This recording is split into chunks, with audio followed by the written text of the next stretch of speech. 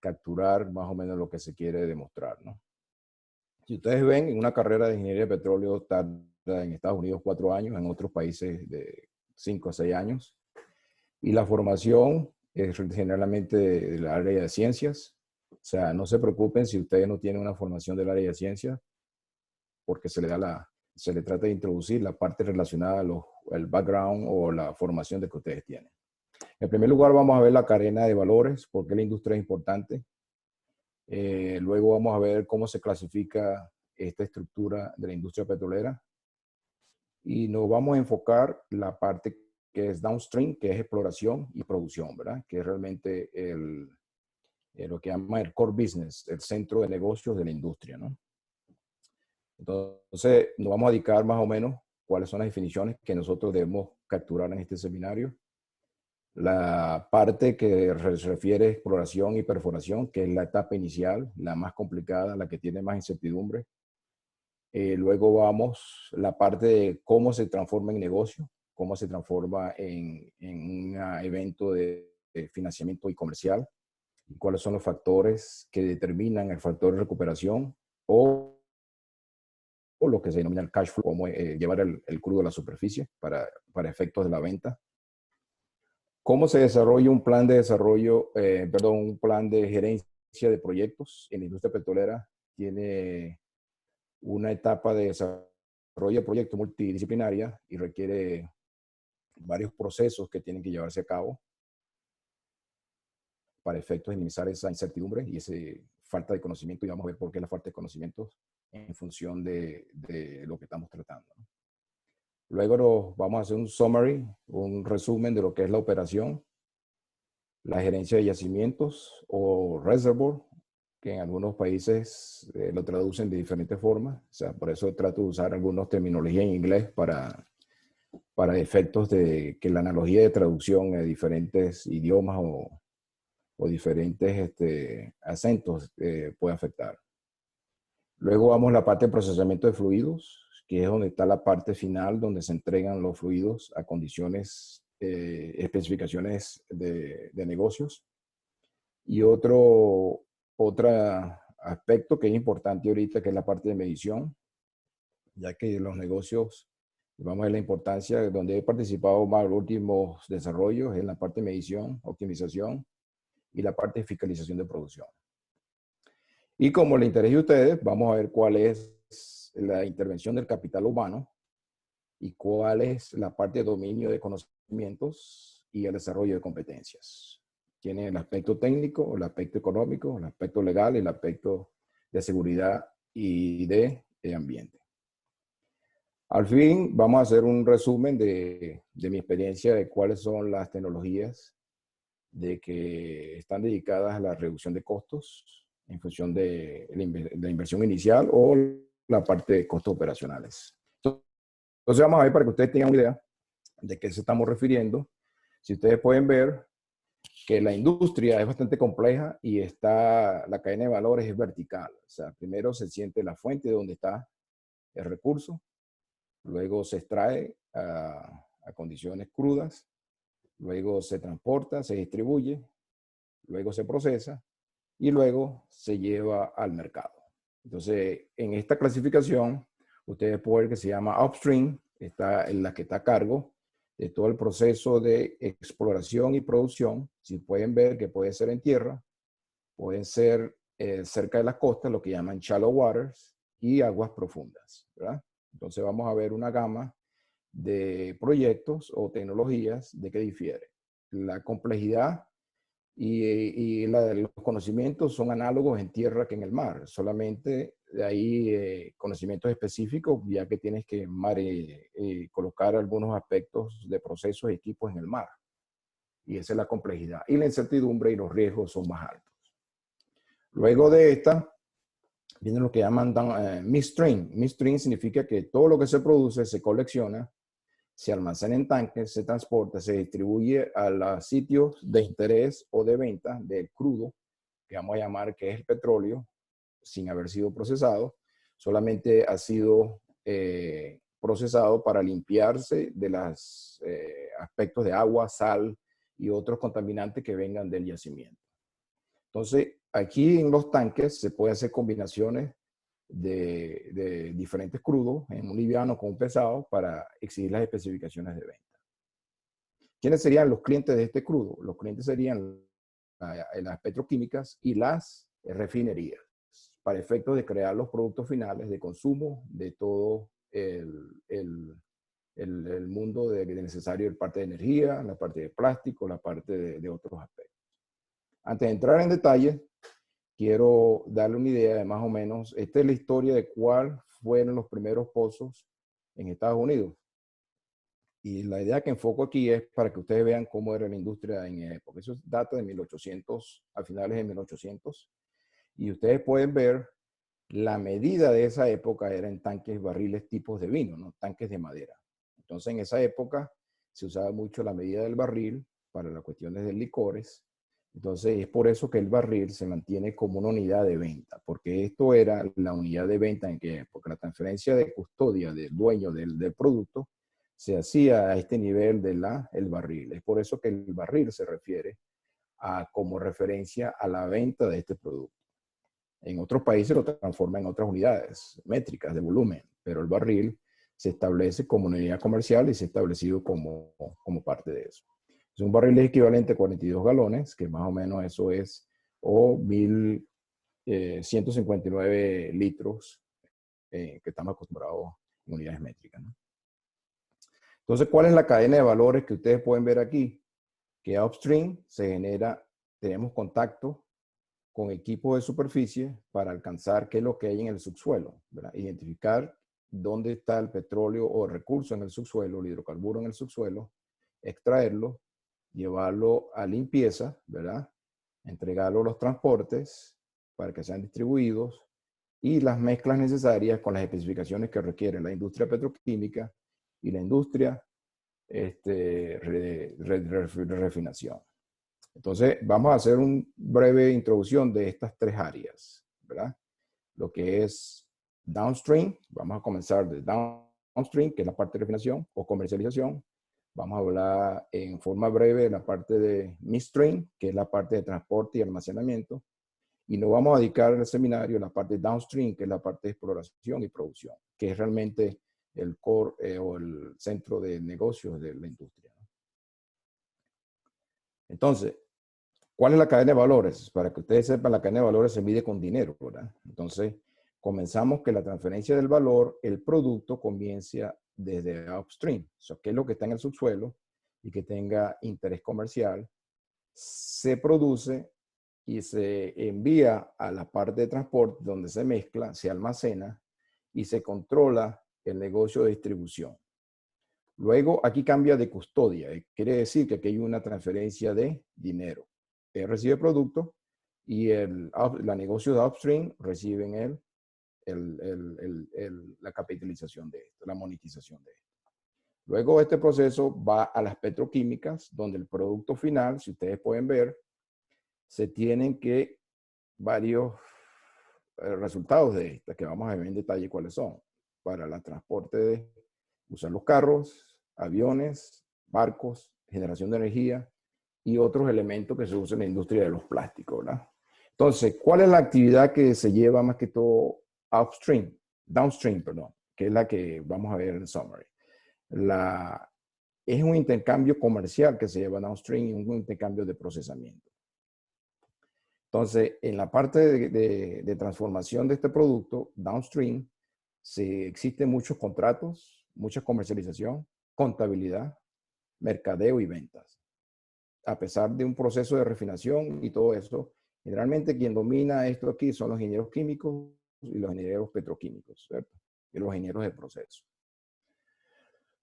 La etapa de midstream, que es la parte de transporte, hay procesos de fiscalización donde los estados o los dueños del subsuelo tienen la cuantificación de sus reglas fiscales y regulaciones fiscales, que generalmente son los gobiernos de cada país, y donde ese tipo de contrato, ese tipo de arreglo o acuerdo con la industria o la operadora de ese proceso, reporta y se tiende en la adquisición de los valores.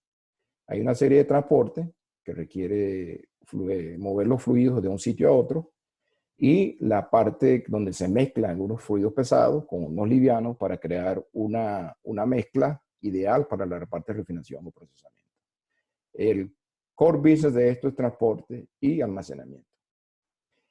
Aguas arriba, que llaman downstream, está el proceso que requiere que vamos a enfocarnos con más detalles, que es la parte de exploración, producción, cómo se hace la parte de perforación, la parte de operación, la parte de producción y donde existen más los riesgos de seguridad industrial y ambiente. Entonces vamos a referirnos para que ustedes tengan una idea, o sea, no necesitamos conocimiento, sino que esto lo vivimos nosotros día a día. Si ustedes ven este esquema del lado derecho, ¿en qué equivale un barril? En un barril de petróleo podemos obtener cierta cantidad de elementos que se usan en la vida diaria. Se pueden tener que logramos 40 millas en tu carro, podemos construir 28 franelas con polietileno, se puede crear energía para alumbrar una lámpara con el mismo barril. Tienes toda esta cantidad de productos de extracción. O sea, la industria, a pesar de que esté en lo que llaman en business downsize, por la cuestión del precio, siempre existe la necesidad del mercado porque hay demanda de estos productos. Entonces, este producto son la parte de refinación y la parte de petroquímica. Si ustedes pueden ver el lado izquierdo, tienen un ejemplo que el producto principal son los combustibles del petróleo, ¿cierto? Para la generación de energía o para el uso de transporte terrestre, aéreo y marino. Y también para la generación de energía. Y para el uso de pesados puede ser, ustedes tengan una idea aquí, de que los productos que son más livianos, ¿verdad? Más volátiles, se transforman en gas o en gasolina, y los productos más pesados del petróleo se transforman en asfalto, o puede ser productos de orden de sólidos. La parte de downstream, ¿verdad? Ya vimos aquí, que es la parte de refinación. El proceso de refinación recibe el crudo que viene del subsuelo y lo transforma en diferentes productos de acceso comercial. Estos son acceso al mundo real, al mundo cualquiera, ¿verdad? La parte de petroquímica tiene varios procesos, ¿verdad? Donde se adquieren la parte de polietilenos, la parte de industria química, de orden orgánico, y inclusive de uso de fertilizantes de uso de la área de la agricultura. Midstream, que es el proceso más sencillo, que simplemente es manejo de fluidos producidos, ¿verdad? Tratamientos, mezcla y almacenamiento. Entonces aquí existe el mercado del intercambio de negocios, aquí donde existe la parte de intercambio de crudos, ¿verdad? En esta área existe el intercambio de productos refinados, productos terminados, ¿verdad? Luego viene la parte upstream, aguas arriba, ¿verdad? Donde viene el proceso de producción, cómo llegamos nosotros a establecer la efectividad, la producibilidad del subsuelo. En primer lugar, se tiene que establecer el recurso, ¿cierto? ¿Cuál es el proceso? Vamos a hacer un overview o una revisión de qué es el proceso que se lleva para establecer el recurso. El recurso no quiere decir que tengamos petróleo, simplemente vamos a entender qué hay en el subsuelo. Y en este aspecto, quiero darle claro que es donde está la mayor incertidumbre del proceso. No porque no tengamos conocimiento, sino porque la información está a ciegas. Imagínense ustedes que tengan un cuarto de ustedes y del otro lado escuchan una información y se les pregunta, ¿qué hay del otro lado? Esa es más o menos la analogía que se entiende en la participación de exploración. Entonces vamos a ver un poquito, visualizar unos videos para que ustedes, el conocimiento intuitivo, les dé una idea y puedan establecer cómo se desarrolla esta parte. Se pueden ver que el recurso se identifica, ¿verdad? Si existe una reserva acumulada de hidrocarburos en esta área, se estudia y se desarrolla en función de simuladores, ¿verdad? Se establece cuál es este volumen. Luego de este volumen se toman información, se perforan pozos exploratorios, se adquiere información, se verifica, se valida para convertirlo en reservas. El nombre de reservas y recursos, la diferencia está de que esto está la validación y la certeza de que tienes un crudo producible y que sea validado y certificado. O sea, esto que está aquí es donde los inversionistas tienen interés. O sea, tú tienes que certificar tus reservas, hay procesos de certificación de reservas, donde tú le dices al mundo de inversiones, al mundo financiero, de que tu subsuelo tiene un potencial que puede ser extraído de allí. Luego, después de este proceso, es cómo lo hacemos, cómo lo convertimos en cash flow. Y esta gráfica que ustedes pueden ver aquí, en la línea vertical, tiene la traducción es flow rates, pero en unos países lo llaman gasto, otros lo llaman flujo, otros lo llaman diferentes traducciones. Pero es la cantidad o el volumen de crudo por unidad de tiempo. Generalmente es barril por día. ¿Cuántos barriles se pueden extraer en un día? En la escala horizontal puede ver el tiempo. El tiempo aquí no es en tiempo en segundos, es en tiempo en años de desarrollo de un campo donde se establece diferentes etapas. La primera etapa, donde no hay cero crudo, es la parte de exploración. Esto que tenemos establecido aquí, validación, se perforan pozos de delimitadores donde se obtiene información para certificar las reservas y luego lo que llaman el first oil, el primer barril producido, comienza el desarrollo. Si están viendo que el desarrollo es vertical, y generalmente en la industria se conoce como greenfield, un campo verde. Un campo verde significa que está en desarrollo hasta que alcanza una producción horizontal que se llama brownfield, donde aquí está la vida útil del campo.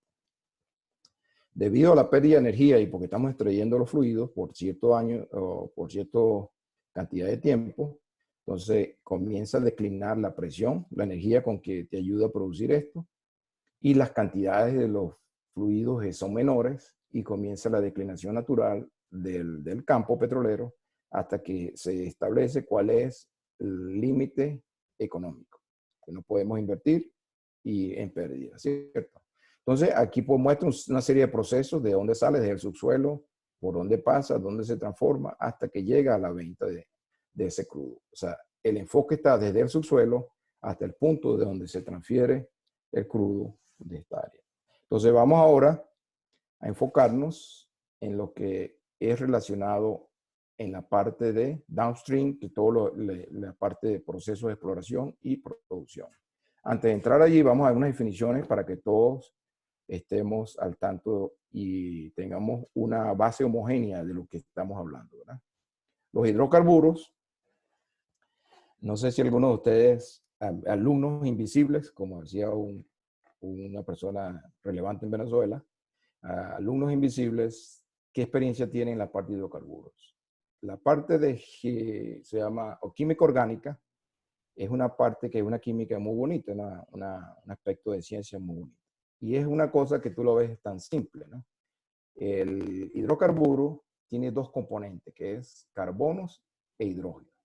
Y la relación de cada carbono se interactúa con un nexo de átomos. Entonces, si tiene esto una cadena simple, se integra con 4 átomos. Entonces, este que tiene un solo carbono se denomina metano, que realmente son los que componen los gases. Los gases realmente están dominados por metano. Etano, que tiene dos componentes, ¿verdad? Donde este componente se llama carbono con los 4 nexos, ¿cierto? Y luego progresivamente las cadenas se hacen más y más largas. Para que tengan una experiencia ahí en el mundo latino, el alcohol es una base de 2 carbonos, el etanol, ¿verdad? Alcohol etílico es una base de 2 carbonos y otro componente que es el OH, ¿verdad? Más o menos para que tengan idea del lenguaje que podemos hablar. Entonces, la familia de hidrocarburos que existe y que tiene interés para la industria son los alcanos, son los de cadena lineal. Hay unos de cadena cíclica que son los bencenos, que son aromáticos, que estos tienen, los bencenos se usan como diluyentes, son los que dominan en esa área. Entonces, en aspectos de algunos hidrocarburos que se extrae del subsuelo, se pueden obtener todos esos componentes cuando se lleva a la parte petroquímica o se lleva a la parte de refinación. Entonces pueden ver aquí la analogía de la cadena. Si tienes un componente de carbono, el metano, y así sucesivamente, tenemos cadenas largas. Hay cadenas hasta de 100, 120 gramos de carbono, que los sólidos, lo que son los alfaltenos, perdón, los asfaltos y los asfaltenos tienen cadenas muy largas de carbonos. Entonces, aquí tú puedes ver cuáles son los componentes de un gas natural, ¿verdad? Que es lo que se usa para nosotros, usamos para la industria de generación de energía o lo que se usa para uso interno en el doméstico en las casas, ¿verdad? Entonces, pueden ver aquí de que los metanos, etanos, propanos y butanos son los elementos que dominan este gas natural. Entonces, vamos ahora a penetrar el mundo de la industria petrolera, ¿verdad? Ya sabemos ya que este elemento está en el subsuelo. La idea es extraerlo. La forma de extraerlo es perforando un pozo que conecte la superficie con la parte del subsuelo, ¿verdad? Antes de hacer ese proceso, tenemos que entender con quién estamos lidiando. Y el comportamiento de este hidrocarburo, porque ya vimos que lo podemos ver en gas, lo podemos ver en líquido, o lo podemos ver en sólido. Entonces tiene cierta complejidad y en función de una mezcla. La mezcla tú la puedes obtener a cierta condición de presión y temperatura comportándose como líquido, pero al fin y al cabo termina como gas o puede terminar como sólido. Entonces, todos esos procesos hay que entender primeramente los fluidos. Entonces, el primer paso de que se hace en la industria es explorar, ¿verdad? Si el fluido está debajo, y el segundo paso sería qué tipo de fluido tenemos. O sea, se hace una extracción, cuando estás haciendo el proceso de exploración, se extrae una muestra de fondo que está establecida aquí, se extrae una muestra a presión y temperatura. Le quiero advertir que las presiones y temperaturas aquí son mucho más altas que la superficie, por algunas razones que luego lo vemos con detalles, pero las temperaturas son mucho más altas cada vez que ese es más profundo y las presiones son mucho más altas. No sé qué unidades ustedes manejan. Allá en el mundo de petróleo se usa lo que llaman PSI, libras por pulgada cuadrado, donde las presiones están hasta 15.000 PSI, ¿verdad? Entonces, la atmósfera está 15, so, 100 veces más alta, o 1000 veces más alta. ¿Ok? Entonces, esta gráfica que está aquí la vamos a ver en detalles. Luego, si ustedes con webinars más adelante o seminarios o cursos más adelante, vamos a ver en detalle, porque esta gráfica que está aquí nos dicta a nosotros qué debemos hacer nosotros para producirlo, qué tipo de crudo vamos a negociar, qué tipo de procesos tenemos que diseñar en la superficie para establecer su procesamiento y su venta en forma ideal. Entonces, hay ciertas propiedades que tenemos que saber y ciertas pruebas que se tienen que saber. Ya recuerdan de que yo tuve una muestra a alta presión. Esta se depresuriza, ¿verdad? Se baja la presión y se va viendo el comportamiento de eso que está aquí. O sea, a partir de esto, eso se llama constant mass expansion. O sea, la masa es constante, la masa está dentro de ese recipiente, ¿verdad? No se extrae la masa y se cambia la presión y algunas veces se cambia la temperatura. O sea, se puede ver que estas condiciones que están aquí es presión y temperatura, ¿cierto? Esta es la gráfica que está aquí. Y esto que está aquí refleja cuál es el comportamiento del hidrocarburo dentro de ese envase o dentro de cualquier etapa del proceso. Entonces, esta información que yo les escribí aquí son las propiedades físicas elementales. Tenemos que saber cuál es la densidad, porque es la masa por unidad de volumen de ese fluido, la viscosidad, que te dice cómo lo vamos a transportar, la energía necesaria para transportarlo, el factor volumétrico de crudo, que cómo se comporta él, cuánto gas tiene en solución. Imagínense ustedes una Coca-Cola. Imagino que todo el mundo, ustedes han visto una Coca-Cola. Cuando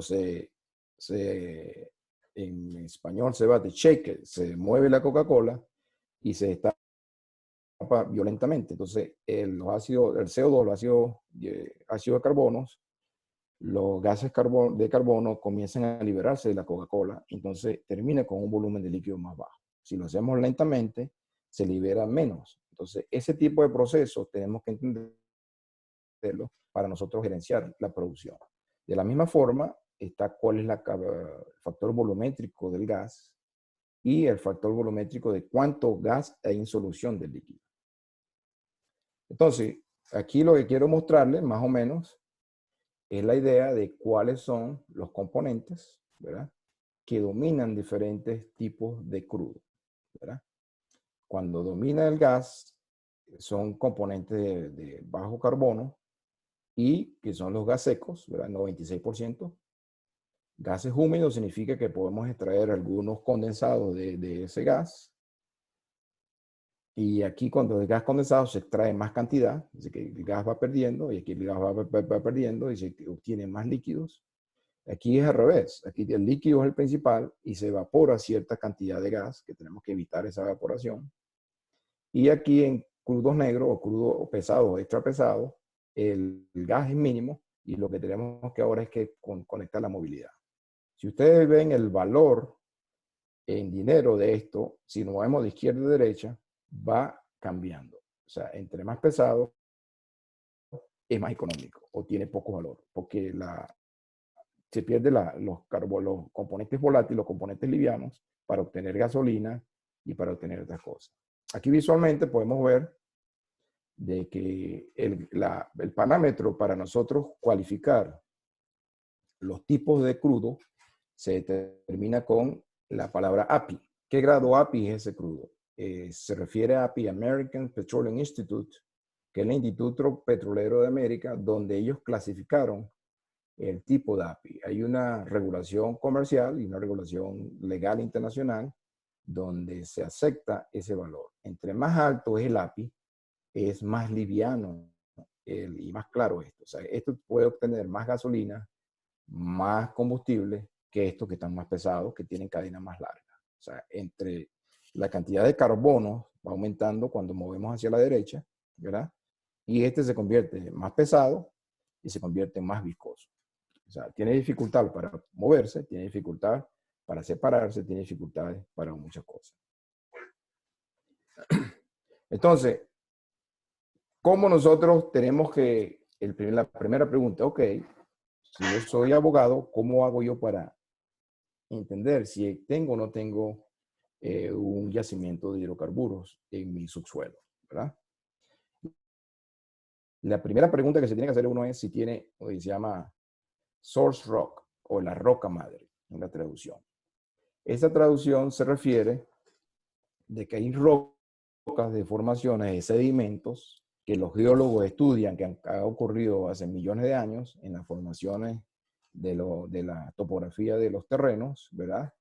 Imagínate tú un sedimento de una montaña erosiona y va arrastrando arena, pero dentro de ese arrastre también hay componentes orgánicos, o sea, animal y vegetal, se acumula, se comprime dentro de la roca y hay una cierta compactación de esa roca, ¿verdad? Eso no quiere decir que el yacimiento se establezca allí, pero por lo menos ahí hay el potencial de material orgánico.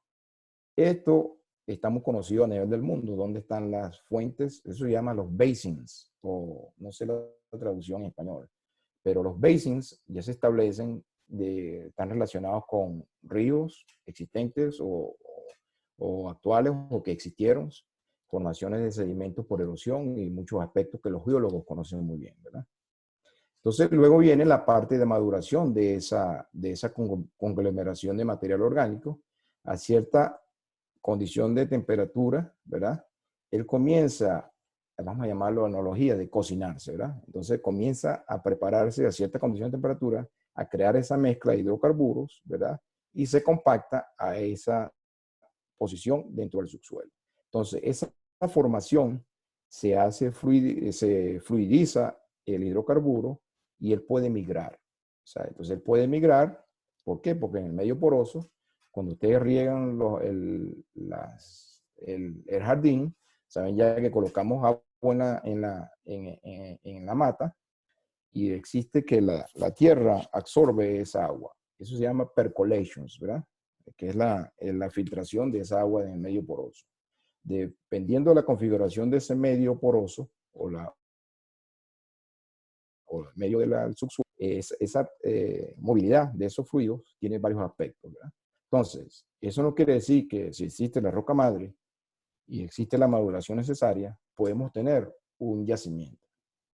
Para obtener un yacimiento, debido a que este fluido migra, tenemos que tener una trampa o un sello encima de eso para que él pueda acumularse.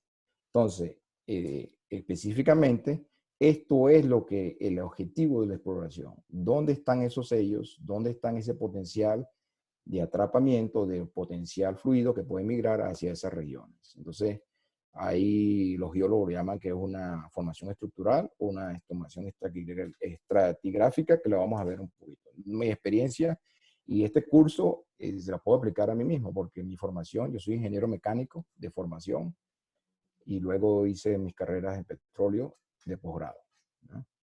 Entonces, para que exista esta, también tiene que existir un medio poroso, porque si toda la configuración en el subsuelo es impermeable, como la de los sellos, no puede existir migración, ¿verdad? A pesar de que, no sé si ustedes han escuchado lo que llaman el shale gas, o esas son formaciones muy compactas, pero a pesar de que sean bien son cierta permeabilidad de gas puede encontrarse ahí, luego lo vemos en el futuro, ¿verdad? Entonces, para que exista un yacimiento, tiene que existir una roca madre, porque una maduración de los hidrocarburos tiene que tener una movilidad y alcanzar un sello donde es atrapado. Y la roca del yacimiento es el otro aspecto en la exploración. Entonces, ¿cómo clasificamos nosotros la roca? ¿Qué es lo que busca el ingeniero petrolero? ¿Cuál es la porosidad de eso? ¿Cuál es el espacio vacío que entre la roca que tiene potencial de acumular fluidos?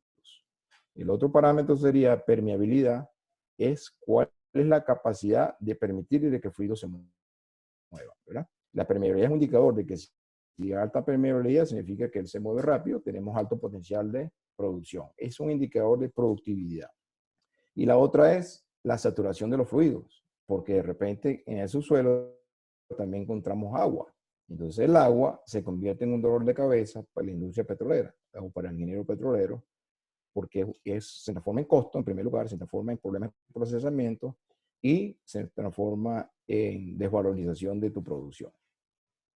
Entonces, imaginen ustedes que yo tengo un corte de una roca y veo los espacios vacíos, que son los espacios blancos, los espacios y los volúmenes negros son las rocas sólidas. Entonces, la única forma de que el fluido pueda ocupar es esta. Entonces, la porosidad es la suma de todos estos espacios vacíos dividido por el volumen total de esta roca, ¿verdad? Entonces, ya tú sabías que si alta porosidad, tienes alto potencial de acumulación de fluidos,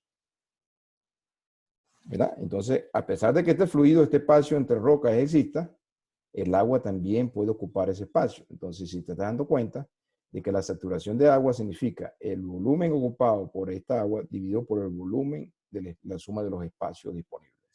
Entonces, aquí, si la saturación de agua es alta, está correlacionada porque el volumen disponible es el único, ¿verdad? Entonces, está entre 0 y 1. Si 20% es agua, 80% lo cubren los hidrocarburos. Entonces, ¿cómo nosotros llegamos a entender esa roca? Entonces, hay una tecnología que se llama Electrical Logging, que es de un pozo. Si tú abres un agujero en el subsuelo, ¿verdad? Y introduces una herramienta que produce diferentes fuentes de resistividad, la más popular, podemos entender, porque ya tú sabes ya que la conductividad de la electricidad en el agua es más alta que la conductividad en el aceite. Entonces, esa diferenciación de conductividad te permite saber dónde las arenas tienen agua. Si la conductividad de la roca es casi cero, entonces podemos ver de baja porosidad, zonas de baja porosidad. Podemos identificar la litología o los aspectos de la roca a través de ese corte en el agujero. Entonces, esto es la forma como los expertos en esta área, llamados petrólogos, los petrólogos o petrología, ¿verdad? Entonces pueden entender estas señales, interpretar esta información y clasificar dónde en la profundidad del pozo, dónde está ubicado el potencial del crudo, específicamente la localización. Esto es importantísimo para los desarrollos del yacimiento y entender el yacimiento. Entonces, la permeabilidad es que si yo introduzco a cierta presión, para que exista un flujo necesita haber una presión más alta que este sentido. Si yo presurizo este lado, espero que el fluido se mueva para este lado. Para que exista movimiento de fluidos, ¿verdad? Necesito ver un ambiente de alta presión a baja presión. Entonces, en esta roca puede ser, en este caso, que yo que el fluido a alta presión y no sale nada como es el aspecto de este lado. Entonces, la permeabilidad es cero. Si la permeabilidad es cero, ¿qué ocurre aquí en este aspecto? La presión es infinita o el flujo es cero. Si están viendo la permeabilidad, ¿dónde está aquí? Si la permeabilidad es cero, divide en este caso la presión infinita y no ocurre el flujo, ¿cierto?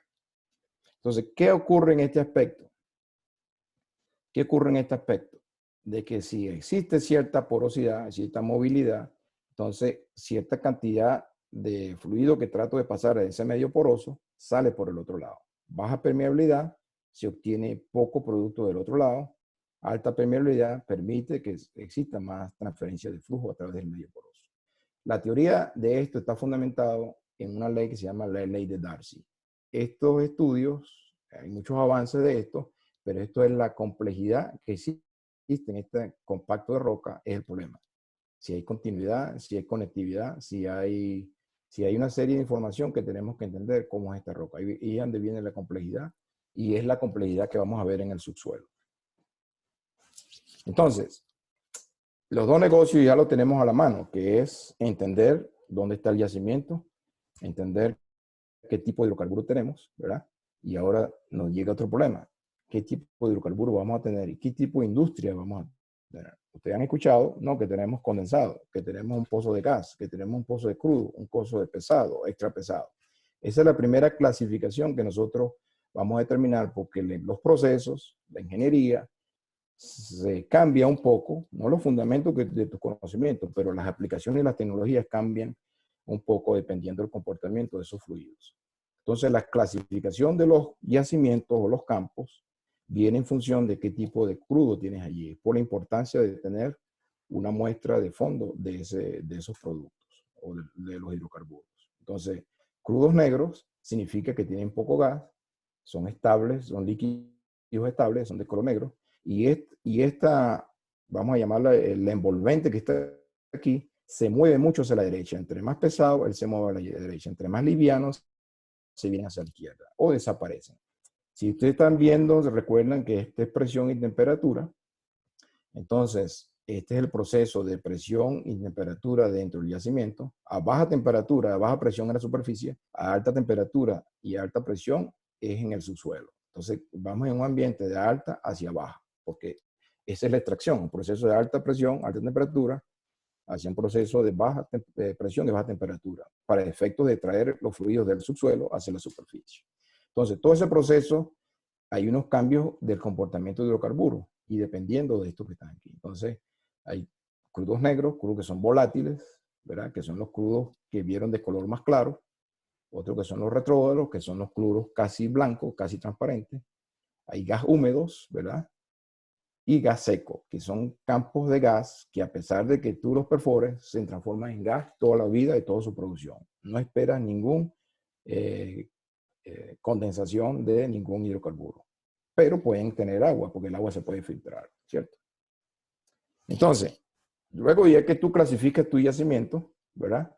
Vienen los procesos de qué es lo que vas a obtener allí. Entre más pesado, si te están dando cuenta aquí que vas a obtener menos gasolina, menos volátiles, ¿verdad? Porque entre más gasolina, el crudo tiene más valor, ¿verdad? Entonces vas obteniendo, entre más pesado es tu hidrocarburo que viene de la superficie, del subsuelo, se transforma en productos más pesados, menor valor o menos valor en la comercialización de estos productos ya refinados. Entonces, ya vimos más o menos lo que es el negocio.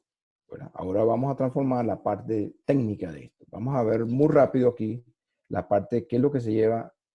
La primera fase es exploración y perforación. O sea, la exploración es entender qué tenemos abajo y la perforación es cómo accesamos con un pozo a ese punto, a ese objetivo donde está acumulado los hidrocarburos. Entonces, lo que buscan los exploradores es esta forma, constitución o la configuración del subsuelo, lo que llaman ellos el modelo de la roca, cómo la roca se está configurada. Si ustedes pueden ver que esta roca que está aquí tiene baja permeabilidad, porque permite la acumulación de fluidos. Si vemos que rojo es gas, verde es el crudo y azul es el agua. Entonces, por diferencia de densidad, ellos se segregan en el subsuelo de esa forma. Puede ser una anticlinal de esta forma, puede ser una falla, de que hubo un movimiento telúrico y rompió esa falla y creó, imaginen ustedes que se rompió esto y luego se configura de esta forma. Entonces hay dos acumulaciones que tienen que tener dos accesos diferentes. O sea, aquí hay un sello que no permite la migración de ese sentido, no permite la migración en ninguno de los sentidos y la acumulación prevalece. En otro es que hay un domo salino, esto es un domo de acumulaciones de sales cuando había mares en las formaciones. Entonces, muy popular es el domo salino de Brasil, que ellos le llaman pre-sol. La denominación de pre-sol significa que qué es lo que está por debajo qué es lo que está por debajo del manto salino. Y post-sol, qué es lo que está por arriba del manto salino. Entonces, ustedes pueden ver aquí de que la perforación, primero entendemos que está ahí abajo, la perforación sería entonces accesar a través de un taladro, accesar a donde están esos productos y obtener información y a su vez producirlos en el futuro. Entre más profundo se dieron cuenta que la temperatura aumenta y la presión aumenta. Entre más caliente es, menos crudo pesado tienes. ¿Por qué? Porque entre más calor existe, más se evaporan los fluidos. Y eso lo saben ustedes cuando en casa, ¿cierto? Más temperatura, existe el proceso de vaporización o ebullición. Entonces, vamos a ver más o menos para que ustedes vean cómo se hace la primera etapa, que es la parte de exploración. Esto lo puso un ejemplo en el mar, pero esto también se hace en tierra. En tierra es más sencillo, ¿verdad? En el mar es un barco que tiene un cañón que genera ruido. La sísmica es simplemente una explosión o un ruido, una vibración que genera un ruido, ¿verdad? Si yo hago esto, el ruido se propaga y se escucha. Entonces, ustedes ven esto que está aquí. Estos son hidrófonos, que son micrófonos que absorben ese ruido, ¿verdad? Están calibrados para absorber ese ruido que genera esto, luego de que esto se propague a través de la Tierra. Vamos a ver aquí un ejemplo, ¿verdad? Para que ustedes tengan idea de que él está generando ruido. Existe la refracción de ese ruido y los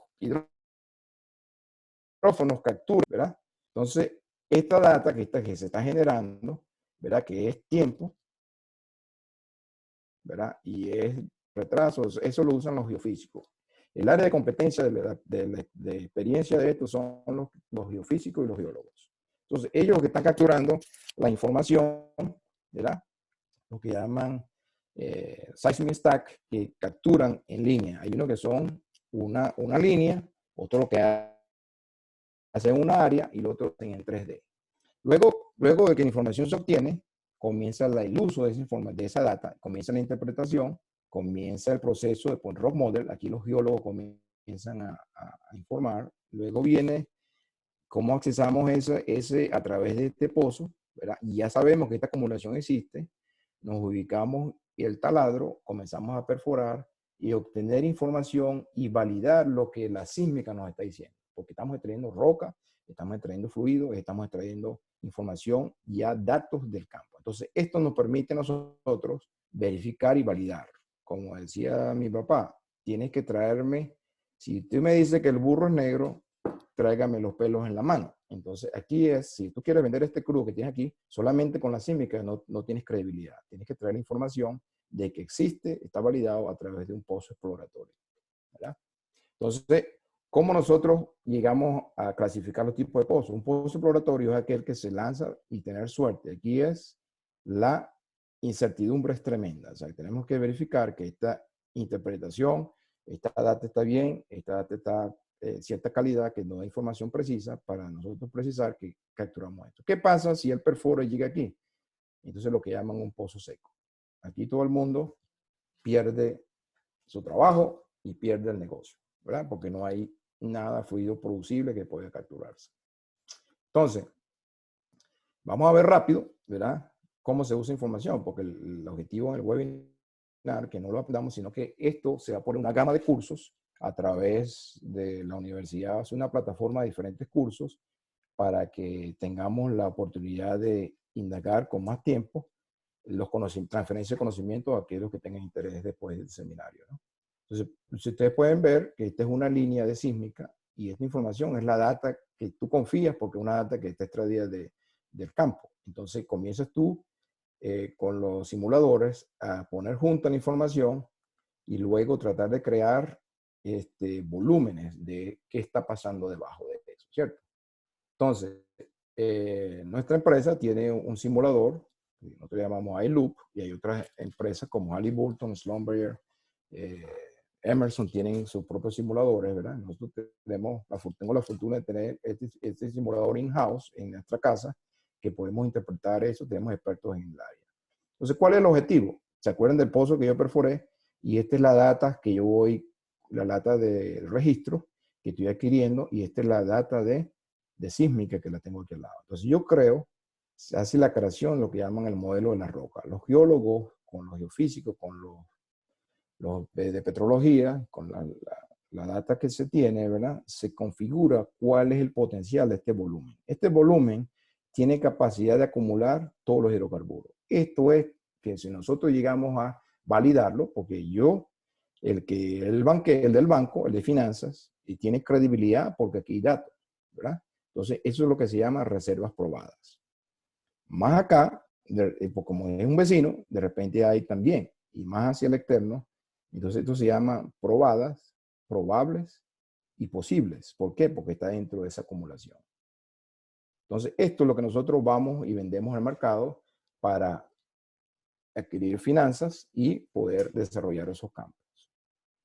Entonces, hay otra herramienta que es Slumber, se llama Petrel, que es una de las más populares, donde ellos también tienen un flujo de trabajo que te da toda la capacidad de interpretación y procesamiento de esa información. Entonces, hay empresas de servicios, ¿verdad? Que el operador no tiene que tener esta herramienta sin usarlas, no desarrollarlas sin usarlas, ¿verdad?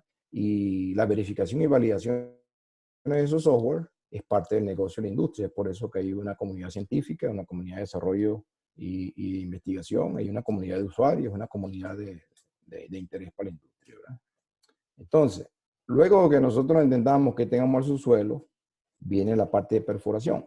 Vamos a ver un video, espero que no sé, lo podemos acortar, donde cómo se lleva a cabo el proceso de perforación. Este es un video que son de YouTube.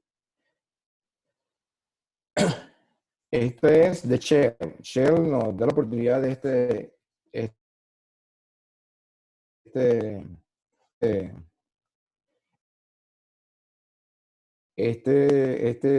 donde pueden ver donde el avance tecnológico de perforación ha ido tremendamente, un avance que ustedes no pueden imaginar.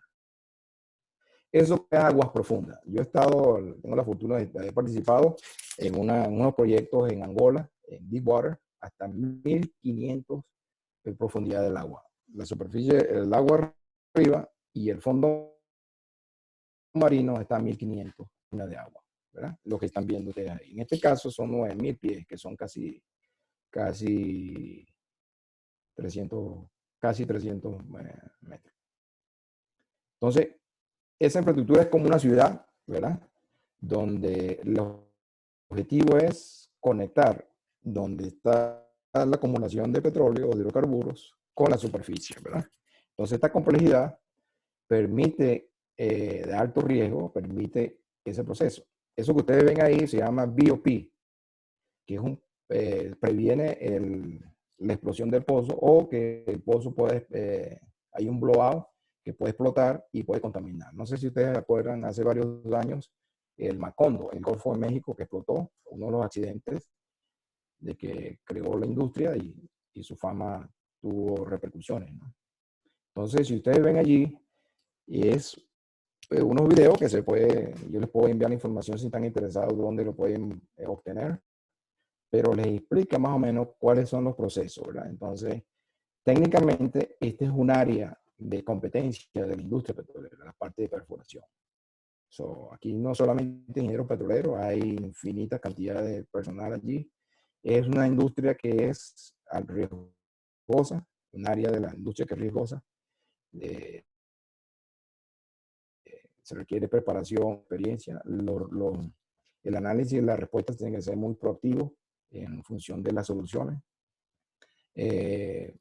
tiene diferentes, muchas áreas. Aquel que esté interesado en participar en esta área, hay mucha oportunidad de trabajo allí y tienen buenas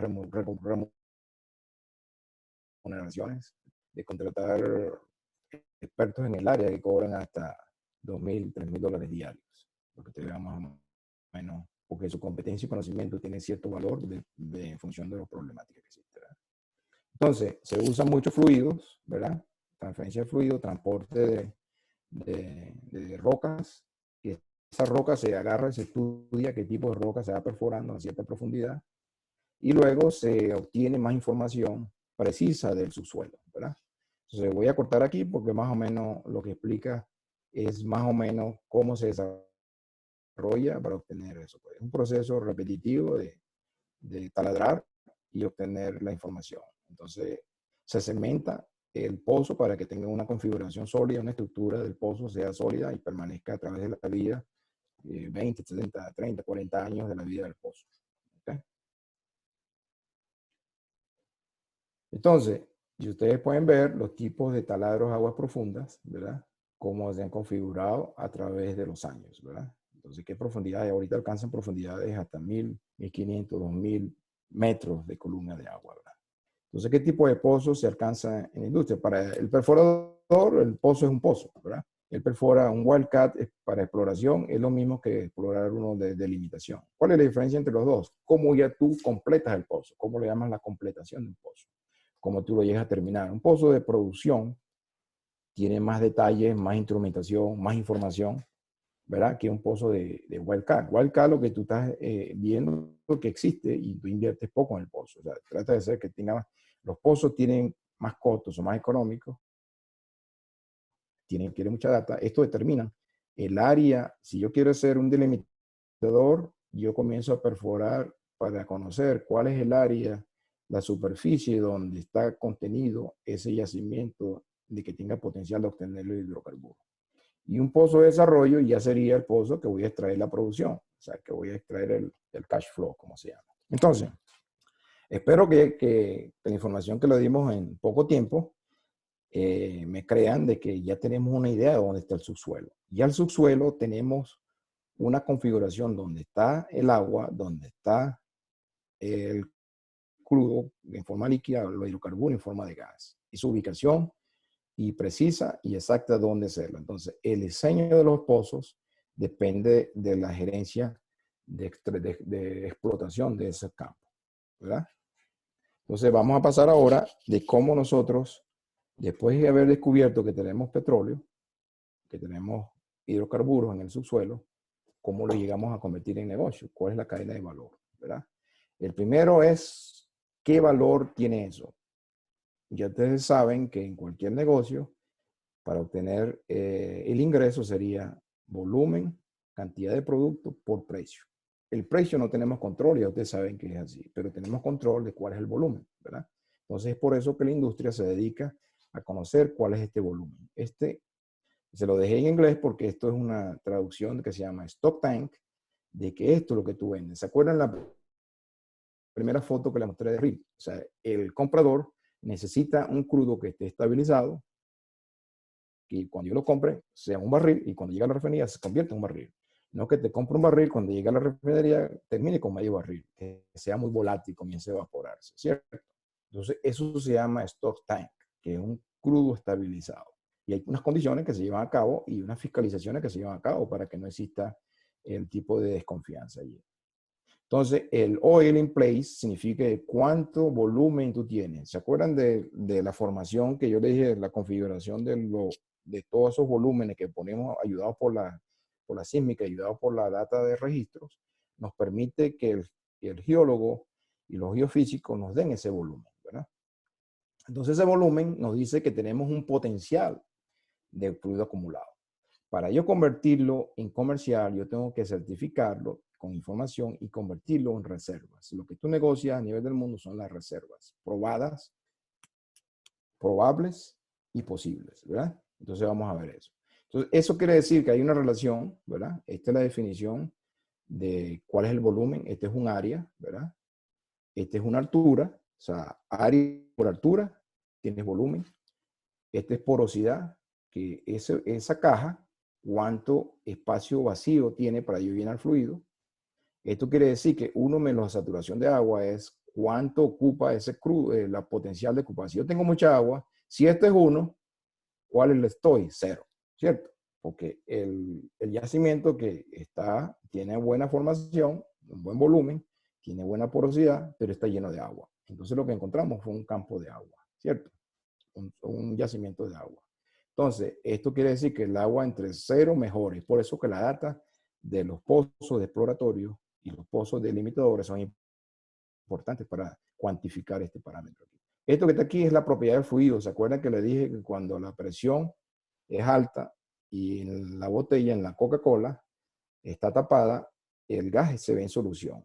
Cuando yo libero ese gas arriba en la superficie, porque nadie quiere comprar el crudo, está libre de gas en solución. Entonces eso quiere decir de que vas a obtener abajo en el yacimiento ese volumen, como está lleno de gas, el volumen de líquido aparente tiene más cantidad de volumen de líquido que en la parte del tanque en la superficie. Eso lo vemos luego, ¿verdad? Pero si me creen, ese valor en la superficie es el que se negocia, y entonces yo tengo que saber cuánto está ese volumen en saturación. Es por eso que se hace la prueba de PVT para ver cuál es el valor de eso con la muestra que sacamos del pozo. Entonces, luego de que yo tenga cuánto volumen tengo, ingeniero, el área que ustedes tienen interés de saberlo es cómo convertir yo esto en negocio. Quiere decir que este volumen sería, el N sería el volumen que yo tengo disponible abajo, y yo tengo el factor de recuperación, cuánto yo puedo sacar de ahí. El máximo que yo he visto en el negocio son 45-50. Generalmente se quedan detrás la mitad de lo que tú exploras y determinas, la mitad se queda de abajo, ¿verdad? Dependiendo luego vemos cuáles son los factores que repercuten aquí.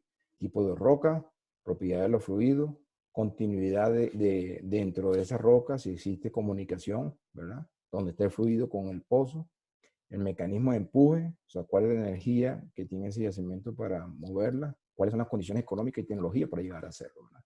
Entonces, aquí es donde comienzan los ingenieros a tener control, ¿verdad?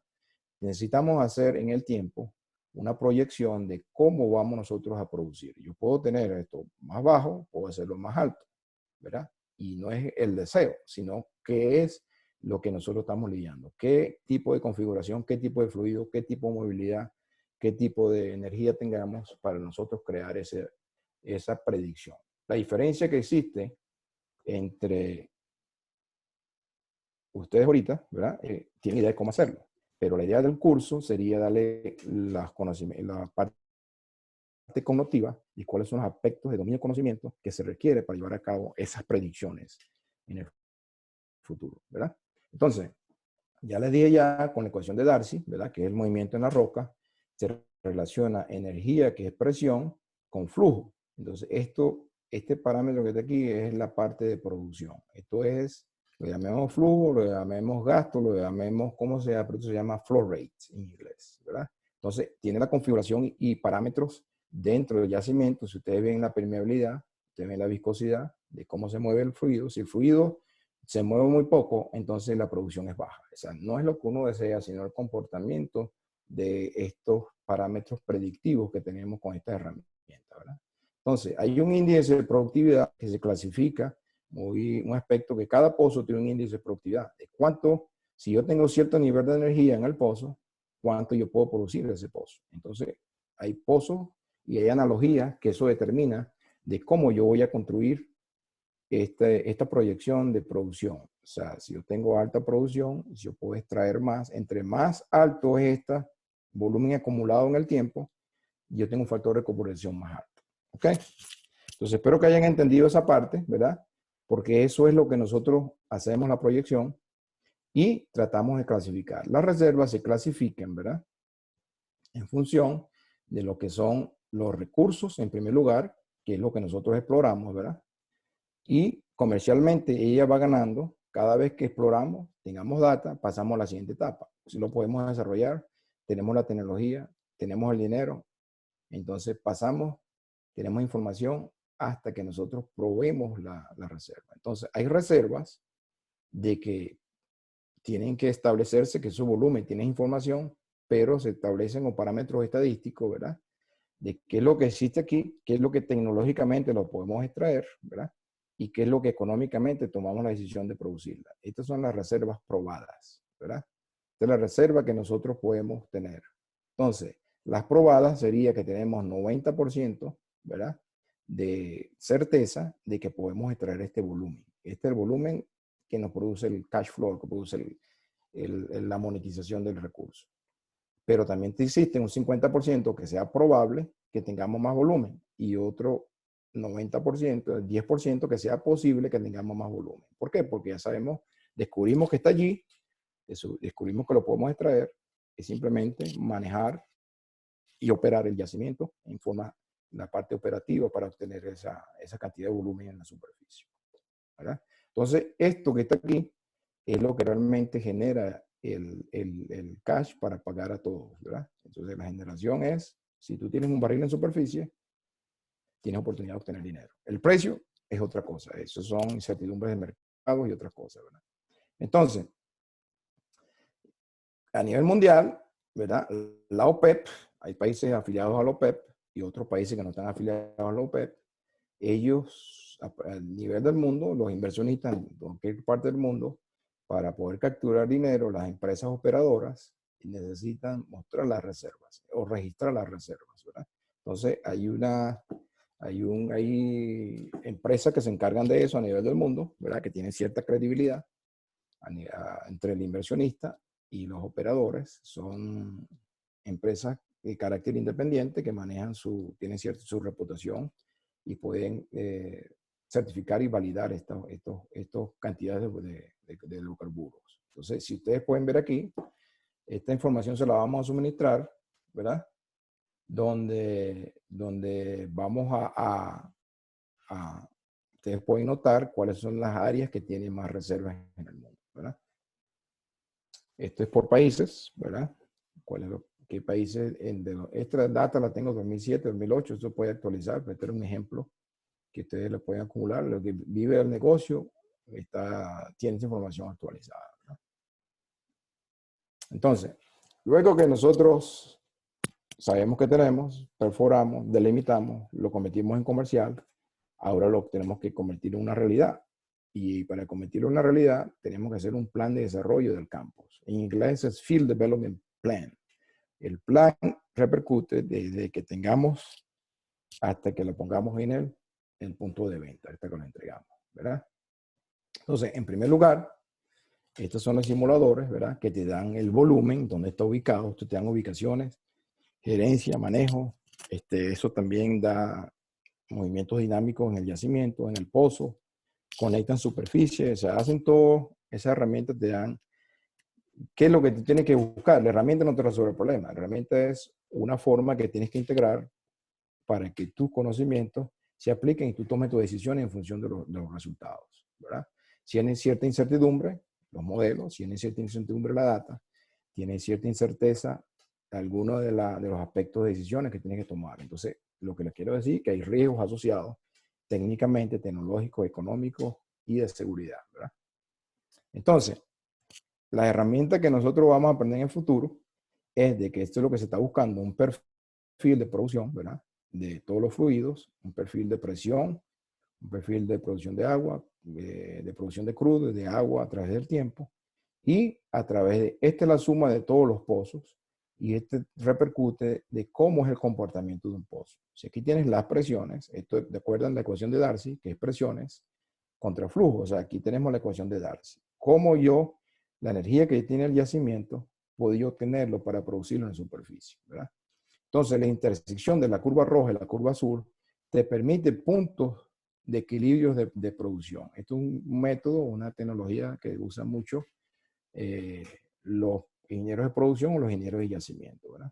Para ver cuál es la productividad de cada pozo, para luego sumarlo al acumularlo y crear esta curva que tenemos. Entonces, luego viene lo de finanzas y dice, bueno, ¿cuánto me cuesta? Porque la decisión no es producir más, la decisión es determinar cuál es el que obtiene más beneficios, ¿verdad? costo, ¿verdad? Al principio se tiene que invertir en los pozos, no hay producción, y luego viene la generación de las cantidades de curvo al principio, hasta que se convierte en un beneficio alto, ¿verdad? Entonces, la gerencia de inversión y la gerencia de gastos operativos es la optimización de la industria. O sea, cómo tú controlas los costos, cómo tú controlas costos de inversión, los costos de adquisición de equipos para efectos de eso. Entonces, el objetivo del ingeniero, el objetivo del gerente, el objetivo de los operadores es gerenciar eso en función de tenerlo más económico, ¿no? Entonces, el plan de desarrollo, y ya tú sabes, no voy a en detalle cada uno, pero tiene que ver con los pozos, tiene que ver con la data, tiene que ver con las predicciones, cómo manejamos y separamos los fluidos, cómo es el capital humano, la formación, cómo sería la gerencia, la monitoreo en línea, qué instrumentación tenemos que invertir, qué tipo de modelos, qué tipo de incertidumbre tenemos, qué tipo de perforadores vamos a hacer, si es rentable o no rentable. O sea, este es un proceso integrado, de un estudio integrado para tomar la decisión, simplemente para establecer cuánta producción vamos a tener garantizada. Porque aquí la cuestión es que el inversionista quiere ver, ok, tienes riesgo en el subsuelo, quieres que tu riesgo lo minimices porque el factor de recuperaciones de adquisición de de ese crudo de abajo hacia la superficie son bajas. O sea, los chances son bajos desde el punto de vista de operacionales. Entonces, estos estudios se clasifican en estudios integrados, donde tú tienes expertos en cada área, participa en la decisión, pero son integrados. No es que uno pase el otro, esto es dinámicamente en el desarrollo bajo los gerentes de negocio, los gerentes técnicos, los especialistas, donde he tenido la oportunidad de participar en varios proyectos, puedo darle varias experiencias, compartir con ustedes varias de las experiencias que he tenido, aguas profundas, diferentes áreas donde se requiere tecnologías nuevas. Se ha participado como científico, como ingeniero, y en todos los aspectos del negocio. Esta es la parte de optimización, donde está el negocio per se, o sea, cómo es el operador, se encarga de tener que el pozo esté trabajando en formas, en condiciones de producción. Si el pozo decae, entonces ya el operador se encarga de analizar y predecir qué soluciones puede tener. O sea, son herramientas que tiene en la mano, procesos que tiene en la mano. Entonces, dentro de la industria, sino como es una cosa muy compleja, muchas actividades, hay procesos de gerencia de proyectos que están basados en PMI, Project Management Institute, ¿verdad? Y se pueden recomendar que tomen curso al que tenga capacidad de gerenciar, que tenga interés de gerenciar, que hay formaciones y actividades que son estandarizaciones que se han llevado a cabo en la industria de cómo seguir los pasos y qué es lo que se debe hacer. Entonces, para que ustedes le puse esa gráfica ahí, porque hay riesgos, hay predicciones humanas, herramientas, debilidades en ciertos aspectos de la industria, ¿verdad?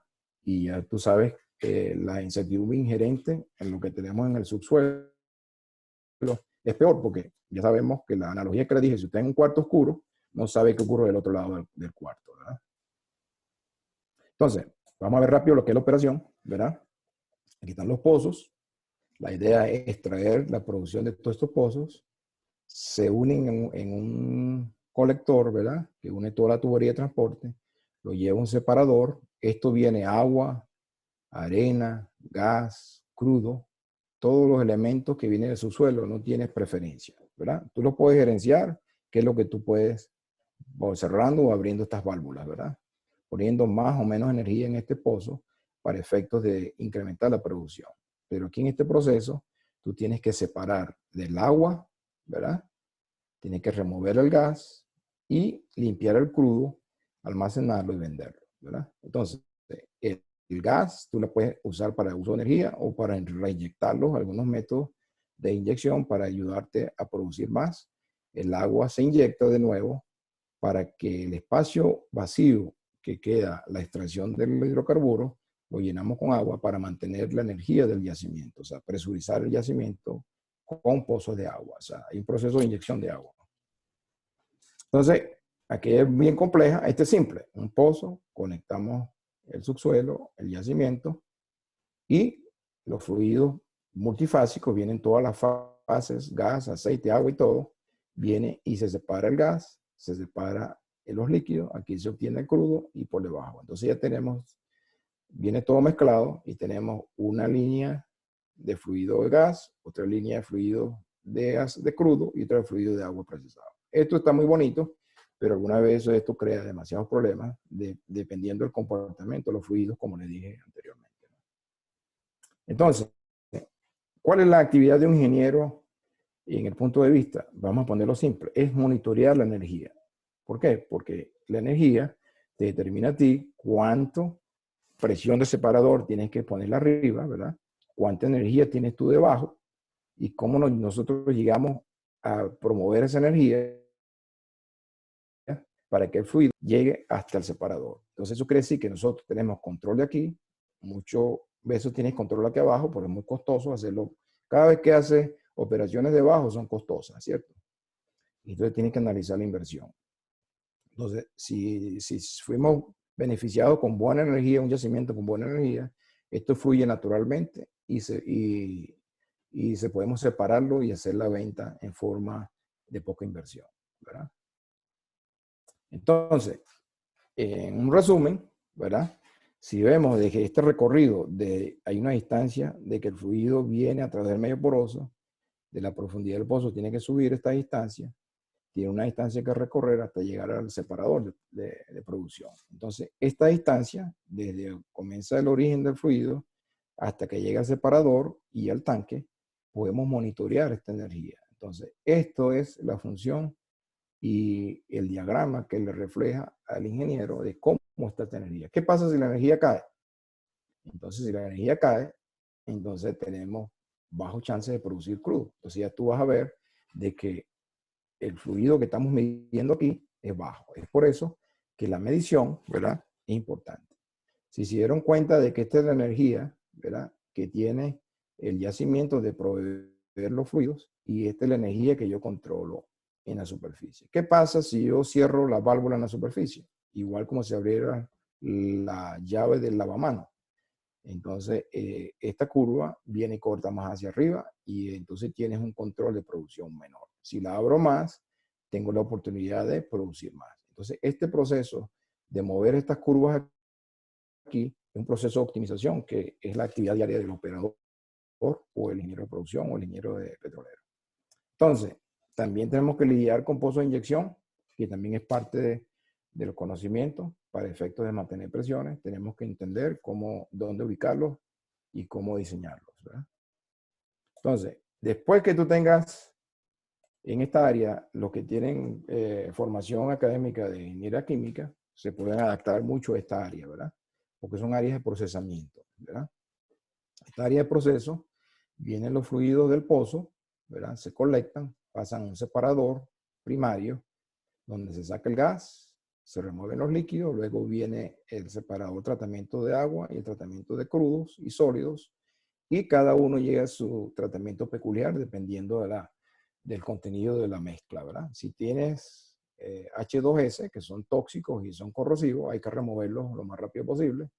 Si tiene agua, hay que removerlo porque el agua es muy corrosiva. Si tiene azufre, los crudos, tienes que removerlo, tienes que limpiarlo. Si tiene muy salado, tienes que limpiarlo. ¿Por qué? Porque tú tienes que entregar un fluido. El que viene a comprar aquí, transferencia de custodia, quiere comprar un crudo que tenga menos sal, menos sulfuro, menos agua, menos todo, menos sólidos, ¿verdad? Entonces, es por eso que las especificaciones es importante entender este proceso integrado, ¿verdad? Entonces, para leer eso, hay una gráfica típica que se llama Process Flow Diagram, que es el diagrama de proceso, de dónde están las tuberías, dónde van los fluidos, dónde se mezclan, qué energía llevan, qué separador, qué equipo. Entonces esto identifica equipos, tuberías, instrumentos. Esto te ayuda ya a entender qué es lo que tiene que hacer el ingeniero, ¿verdad? Entonces no solamente para la industria, también se requiere aire, se requiere energía, se requiere electricidad. Entonces también eso requiere una inversión para adquirir todos esos servicios, ¿verdad? Entonces, ¿por qué es importante entonces la medición, ¿verdad? El ingeniero se encarga de medir las presiones y temperaturas, pero el que está fiscalizando, el inversionista, tiene que medir es crudo. Él no vende presión, no vende temperatura, lo que vende es volumen en barril de petróleo, ¿verdad? Entonces, en algunos países países o en algunas industrias, lo que llaman depende del contrato, que también se va a tratar de cubrir la parte legal, de qué forma de contratos existe, y esto afecta mucho la parte de medición, ¿verdad? Si ustedes imaginan aquí que este pozo tenga un dueño, ¿verdad? Y este sean de dos dueños, pero tienen una producción, una tubería en común. ¿Qué pasa si él me dice que tiene 10 barriles y él me dice que tiene 10? En teoría yo debería tener 20 barriles aquí, ¿cierto? Pero por problemas inherentes a las vaporizaciones, termina con 15. Entonces, él está midiendo aquí 10 y 10, pero aquí 15. Entonces, esto se llama production allocation. Hay un acuerdo de distribución de este desbalance de lo que es fiscal, porque esto es el que tiene la credibilidad, lo que se mide en el tanque y lo que se vende. Luego viene la distribución de los valores hacia él y hacia él, dependiendo de ese desbalance. Entonces, yo he tenido la fortuna de participar en la redacción de esas normas para efectos de distribuirla con metodologías que tengan cierta base científica desde el punto de vista. Entonces, por eso que la medida y el monitoreo de producción aquí, en cada pozo, donde los mezclas, es importante ahorita. Antes la industria, como si tú eres el mismo dueño de aquí, el mismo dueño de aquí, la parte de medición no era relevante, ¿verdad? Entonces, muestro esto porque el tanque es donde está el Estado, donde están las finanzas, donde están los ministerios, donde están todos los organismos que tienen que ver con la contabilidad de porque ahí es donde está el cash. Eso se refleja la venta, ese es el mercado. Entonces, eso que tiene que tener una precisión de medición exigida por normas de menos de 1% de error. Entonces, el tanque ya es un crudo que está estabilizado. Este tanque se mantiene a cierta presión y temperatura que se estima de que este crudo ya no puede ni evaporarse, ni puede, ya está limpio de agua, limpio de arena, limpio de todo. Entonces, ya aquí ocurre la venta del proceso. Entonces, esta es una de las mediciones que tiene más precisión en la industria. Esto, como esto ocurre a presiones agua arriba, porque yo no puedo abrir, ya sabemos ya que las presiones son altas cerca del pozo, entonces, y los comportamientos inherentes de los fluidos también te afectan la medición, también como sus errores de producción. Entonces, la invención que yo tengo, las patentes que yo tengo fue cómo mejorar eso para efectos de tener más incertidumbre. Fíjate que cuando tú vienes del pozo, eso no viene produciéndose en condiciones muy estables como lo deseamos. Eso viene en traducción slugging, es perturbaciones de producción y precisión de que te crean muchos errores de medición, ¿verdad? Entonces, una de las patentes fue crear un sistema de medición pequeño. Este que está aquí, esta es la competencia, un sistema de medición pequeño donde Arabia Saudita, Saudi Aramco, participó en una validación y verificación de cuál es el que tenía mejor medición. Entonces, hay un paper que ellos escribieron que está redactado en la SPE, que es la Organización de Petróleo a nivel mundial, donde ellos publicaron este resultado y la decisión de quiénes fueron los mejores en el punto de vista de medición. Porque si esto mide mal, toda la economía cae mal. ¿Okay? Entonces, vamos a ver rápido aquí la parte capital humano, que es la parte de interés de ustedes, ¿no? ¿Cuál es el desarrollo de competencia que se está tratando de crear en la Universidad de Oklahoma que puede ayudar la mayoría de ustedes la accesibilidad de estos conocimientos a través de expertos que les pueden dar cursos, ¿verdad? En forma de que ustedes puedan hacer el seguimiento, van a ser certificados y validados por la universidad y entonces pueden tomar en su desarrollo de carrera de interés de adquisición de conocimientos cognitivos, ¿cierto?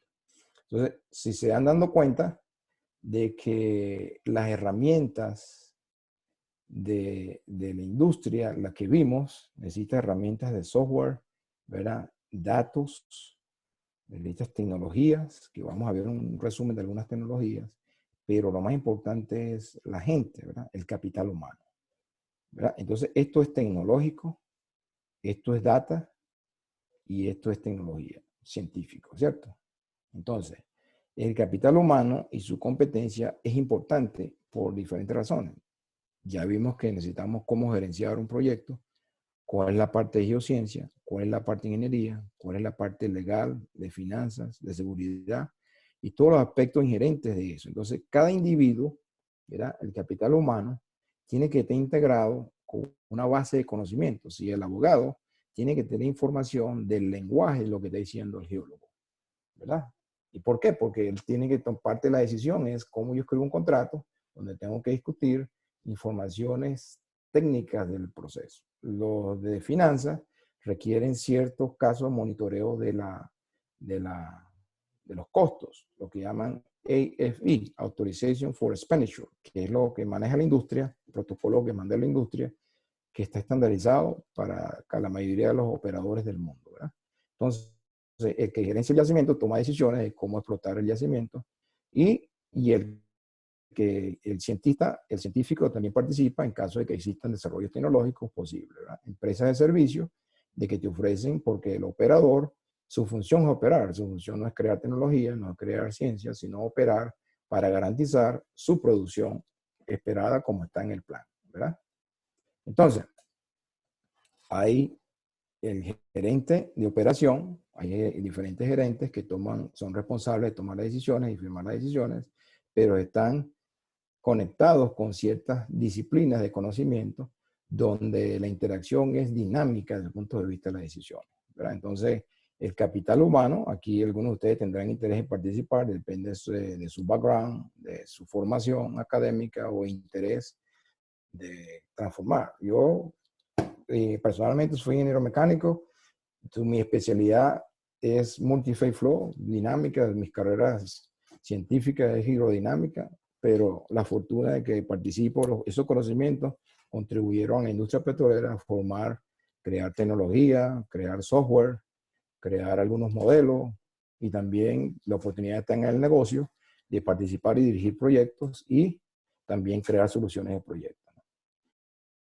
Entonces, hay metodologías de decisiones que están integradas, ¿verdad? No es lo que yo quiera, no es el ego personal, sino quien domina es la competencia, ¿cierto? La competencia y conocimiento. Es por eso que la industria es difícil de cambiar. Actualmente estoy trabajando con Artificial Intelligence, desarrollar una herramienta para Artificial Intelligence que son financiados aquí por el gobierno y por algunas empresas que estamos tratando de inculcar. Muchos de las empresas de servicios te dicen que tienen Artificial Intelligence, pero la experiencia de una persona de 30 años de conocimiento es difícil de reemplazar por un robot. ¿Por qué? Porque las decisiones intuitivas, las decisiones son cognitivas, tú las puedes aprender. Tú puedes ir a Google, te gradúas en una semana de ingeniero, pero tu experiencia no la adquieres en una semana en toma de decisiones, en tomas de feedback, ¿entiendes? Entonces, hay una integración de diferentes contribuciones a las decisiones y hay métodos de toma de decisiones en la industria que han sido desarrollados y hay modelos para eso. Aquí simplemente no quiere escatimar que eso es muy simple, ¿verdad? Hay 4 áreas donde participa el ingeniero de petróleo, que es la área de perforación, que dije en inglés, drilling engineering, la parte de producción y la parte de yacimiento. Entonces, cada uno tiene una responsabilidad, pero eso no quiere decir que tú puedes cruzar uno del otro, ¿verdad? El que trabaja en perforación, si eres operador, generalmente tú gerencias la actividad, porque estas actividades son realizadas en ejecución por empresas de servicio, la mayoría, ¿verdad? Pero si tú estás dentro de una empresa de operadora, tú tienes que tener conocimiento, ¿verdad?, de lo que ellos están haciendo, las decisiones que tienen que tomar, porque tu responsabilidad es más alta que lo que están operando, ¿cierto? Porque tú eres encargado de alcanzar los objetivos y que el pozo sea exitoso. El operador, su función de producción es garantizar de que si mañana vamos a producir 10 barriles, es 10 barriles que se miden en el tanque, el 10 barriles que se venden. Y el de yacimiento es simular qué está pasando debajo, cuántas reservas nos quedan, cuánto se pueden, nuevos potenciales, si la economía permite de que tenemos que incrementar producción, cómo tenemos que tomar las decisiones. Entonces, esto más o menos es el resumen de todos esos conocimientos que vimos muy rápido, pero podemos ver dónde tienen ustedes cabida, ¿no? Déjame pasar rápido aquí para que ustedes vean, si esto es un diagrama de proceso, dónde están las dimensiones de esto, ¿no? O sea, te doy un poquito de experiencia. Esto fue mi trabajo de investigación. ¿Cómo yo hago hacer? Porque cada vez que tú vas costa afuera, cada vez que tú vas a aguas profundas, el espacio y las áreas de ese barco, de esa unidad flotante, es lo más costoso en pesos y en volumen, en área, ¿verdad? Entonces, si tú quieres producir más, necesitas tanques mayores, procesos de separación mayores. Entonces, esta oportunidad, porque yo trabajaba en multifásico, ¿verdad? Se usó mucho para microgravity, para baja gravedad, ¿verdad? Hacía investigación de baja gravedad para separación de energía en el espacio, de separación de agua, de fluido, gas y líquido en el espacio. Entonces se aprovechó ese conocimiento y se extendió la invención de ser un sistema ciclónico. El gas y el líquido está fluyendo. Entonces induce una gravedad que te permite minimizar el tamaño de los separadores. Entonces eso fue la carrera tecnológica y científica que tuvimos. Entonces, si te estás dando cuenta, esto que está aquí es el resultado de esos estudios. Este fue el primer diseño, cuando yo estaba siendo estudiante, alguien llegó con un problema, puede diseñarlo, se diseñó esto, esto fue en los años 90, se instaló y el ahorro fueron de 5 millones de dólares y el espacio fue que esto necesitaba tanques 10 veces más grandes, 2 tanques 4 veces más grandes que eso. Entonces esto permitió de que esta tecnología se puede expandir y colocarla ahora en punto de vista simple, porque es tubería. La construcción es costo limitado, ¿verdad? No tiene tantas implicaciones internas, sino que simplemente conocer los fluidos. Conocimiento de aerodinámica, conocimiento de la termodinámica de los fluidos, se puede nosotros crear soluciones tecnológicas. ¿Entiendes? Entonces, esto también, ahora me ayudaste a separar el gas. Ahora, ¿cómo hago para remover el agua que controla los volúmenes? De la misma forma, hay otra patente, ¿verdad? Donde se desarrollaron y Saudranco invirtió en la prueba de esas patentes. Entonces, esta patente se usó en costa afuera, en África, en Angola, donde con una plataforma existente que no había espacio, se puede colocar e incrementar producción por 60.000 barriles. Entonces, esto fue la idea de este proyecto. Entonces, Arabia Saudita ahora lo está estandarizando, que lo puede montar en un camión y lo puede transportar. O sea que el CAPEX, si el pozo muere, es reusable, lo puede usar. Entonces ya tú tienes una ventaja económica y un ahorro operativo al sistema. Eso se puede instrumentar, se puede ser inteligente, se puede hacer muchas cosas en su desarrollo. Esta es más o menos la prueba que se hizo en campo, ¿verdad? Y los resultados es del agua. Si están viendo que está aquí, no sé si usted se ve claramente, pero esta agua salieron, nos exigían que tienen que tener cierta cantidad de aceite en el agua, porque esta agua viene contaminada, ¿no? El agua viene del pozo mezclado con agua. Entonces tú la sacabas, pasa por estos procesos del equipo que vieron, y el resultado es tener una agua que lo puedo botar al mar o botarlo a los ríos, ¿verdad? Entonces la exigencia de los ríos son que 20 partículas por millón contenidos de aceite en el agua pueden ser botados al ambiente.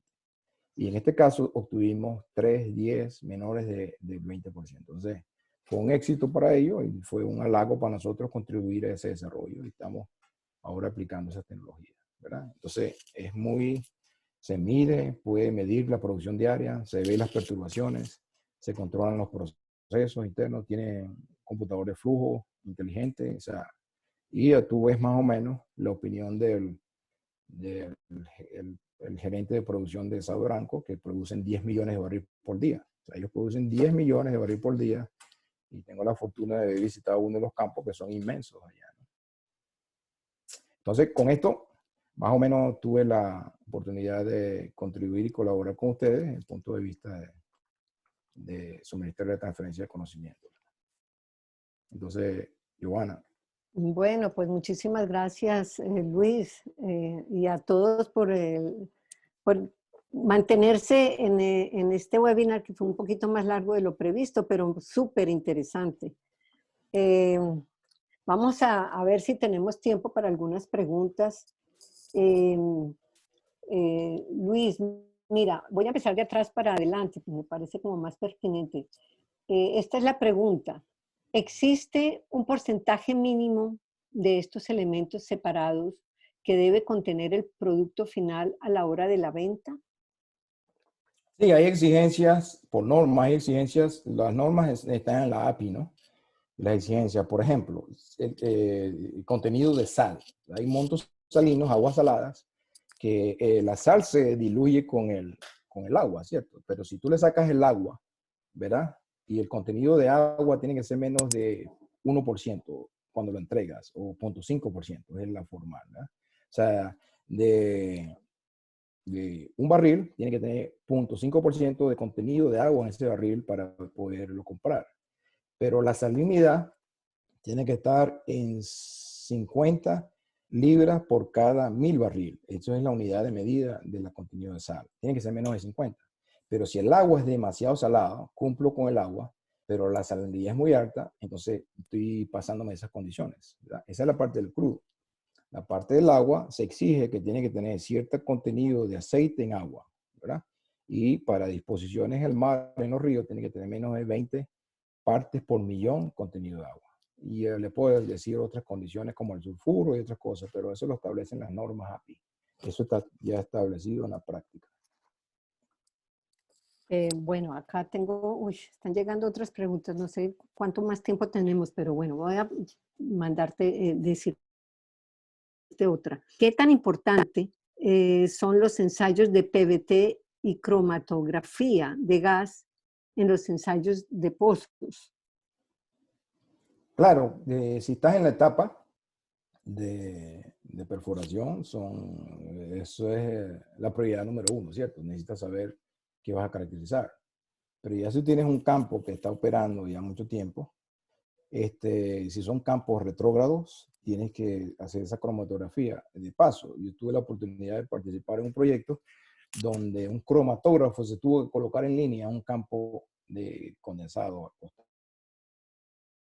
afuera. ¿Cuál es el API? Porque ¿qué pasa si el API va aumentando? Si se dieron cuenta, si el API aumenta, se pone más clarito el fluido, ¿cierto? O sea, estás extrayendo los fluidos más livianos. ¿Qué pasa con los pesados? Se quedan en el yacimiento, entonces no los puedes extraer.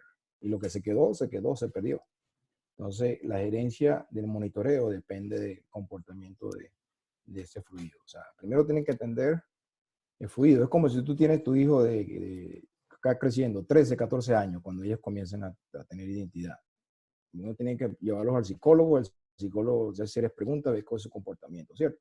Entonces las correcciones vienen en un resultado de análisis para efecto de saber qué es lo que tienen que hacer. El comportamiento te determina qué es lo que tienen que hacer o no. En algunos casos tienen que hacerlo. Necesario hacerle cromatografías cada rato. En otros casos ni las hacen. Las hicieron la primera vez que perforaron 60 años y se espera. Para campos de producción de APIs bajo, de 25 a 30, hace pocas pruebas de cromatografía. Lo que hace más es la caracterización de contenido en el agua, en el aceite, en el crudo. Bueno, siguiendo con esto, acá hay una pregunta precisamente sobre el API. ¿Qué petróleo es más caro? ¿Los de API bajo o API altos? Los más caros son los API altos. Si tú vas a la industria, en la referencia del crudo, existe en el mercado lo que llaman el WTI, West Texas o el Brent de Londres, ¿cierto? Esa es la referencia. Pero ya los crudos que sean más pesados tienen una cuota de precio más baja. Simplemente por el API. Si tienen contaminantes, van bajando precio. Porque los productos que se obtienen son productos, por ejemplo, asfalto, aceite, tienen costos más bajos. O sea, el producto que se genera, el resultado de lo que tú extraes de ese crudo, tiene menos valorización, menos monetización en el mercado. Es por eso que la cuota. Hay refinerías especiales para pesado, otras refinerías especiales para mediano, otras refinerías especiales para alto API. Bueno, y entonces, según tu experiencia, ¿qué es más rentable, una refinería de conversión o una de conversión profunda? ¿Y cómo se podría ver el margen de ganancia? Bueno, ya clasificarte, no soy experto en refinación, pero es como te dice tu mamá, ¿qué tú tienes en la casa que podamos comer? O sea, yo puedo poner seleccionar la mejor refinería, la más profunda, pero si tu recurso es un crudo que es ese, tienes que vivir con lo que tienes. Ahora, si quieres hacer una refinería para comprar y hacerle negocio, como ahora lo están haciendo una empresa privada, que negocias y refinas lo que tú quieras. O sea, tú compras crudos livianos en el mundo y lo refinas. O sea, no tienes el recurso directo. Porque la integración vertical, la mayoría de la industria, es que produce, transporta y refina ellos mismos. Entonces ellos adaptan en función de lo que viene del yacimiento. Si en Venezuela, si es ultra pesado, tienen que lidiar con ultra pesado. O sea, no tiene sentido que tienen que decidir por un súper liviano si no tienen la cuota de suministro de crudos livianos. ¿Sí entiendes? Bueno. Esta es una pregunta puro al comienzo, que dice, ¿cuánto tiempo transcurre desde que descubrimos el potencial del campo hasta su producción comercial? Depende de la aceleración de la inversión. Pues generalmente he visto proyectos que son de 5 a 7 años. Más. Generalmente de 10 años. He visto proyectos en Angola que estaban 7 años de estudio, desarrollo, economías. Y pasan varios ciclos donde que tú tomas, que llaman el first oil, de que produce el primer barril, ¿cierto? Esa es la pregunta, ¿no? Entonces, Sí. si lo quieren acelerar, bueno, pues tienes que poner una cantidad de adquisición de datos. ¿Te acuerdas que tienes que adquirir sísmica, adquirir datos, desarrollo, estudio, planificación, alquilarlas? Algunas veces, si el precio está alto, la disponibilidad de los taladros también te influye.